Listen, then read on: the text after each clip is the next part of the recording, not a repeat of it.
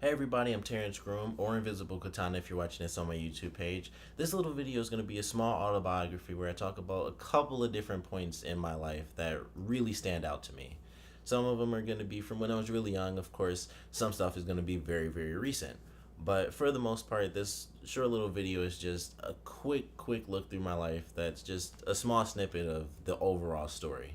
Now, in order to keep this video really short and simple, I'm gonna try to speed through me during my different stages of life and during some of the different things that really shaped me into who I am. Now, kid me was really weird because as a little baby, I didn't really cry that much, and I know what it's like when kids cry because I'm like the perfect in between age for both sides of my family, where I ended up being like the babysitter for every cousin I have, for most of them at least.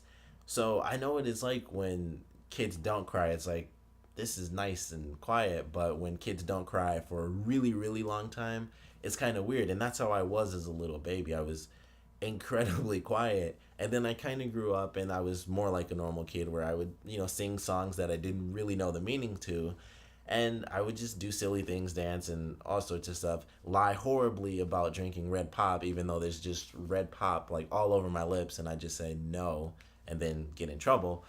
But after that, I kind of transitioned into being a teenager, which is where things really started to change for me. Now, teenage me is a lot like me now, which isn't that big of a difference. I'm only 22, so it's not like, oh, the olden days. But when I became a teenager, it wasn't that I went into like ultimate teenage mode where the world sucks or anything. I just got separated from a lot of my friends. And once that happened, I kind of went into a point where it was just like, man, people come and people go, and I don't know why it really clicked when that happened. And I guess it's because I was so close to the people that I'd known in seventh and eighth grade. And then once we went to ninth grade, we were in the same high school, and I think that's kind of a part of it that made it worse because I'd see them sometimes, and it's like everyone who I knew was pretty. We were all pretty much friends. It was just us as a group, and it was like I'd see them, and they would all be fine and just having fun with each other, and it's like, well, I'm like one of two out of the group. Like two of us were just like separated from all our friends. So it just kind of hit me at that point, like, you can just get separated even when you're so close together. It's like poof, you just separated like that. And I think that's one of the big things that kept me separated from people ever since then. It's just people come and people go, and I kind of just isolate myself, which typically comes in the form of video games, honestly.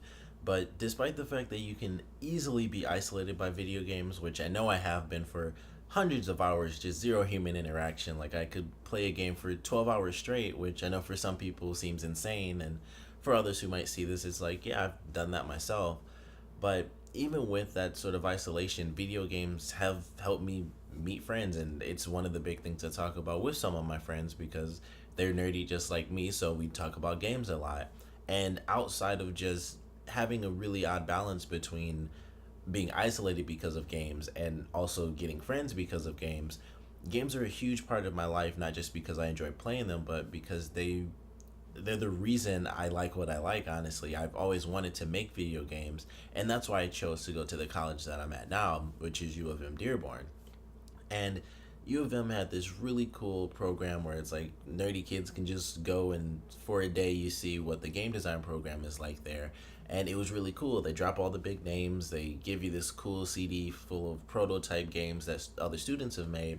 And it was really cool, and that was one of the big things that made me choose U of M when I got into college. And unfortunately, I kind of got duped because there were really only two game design classes.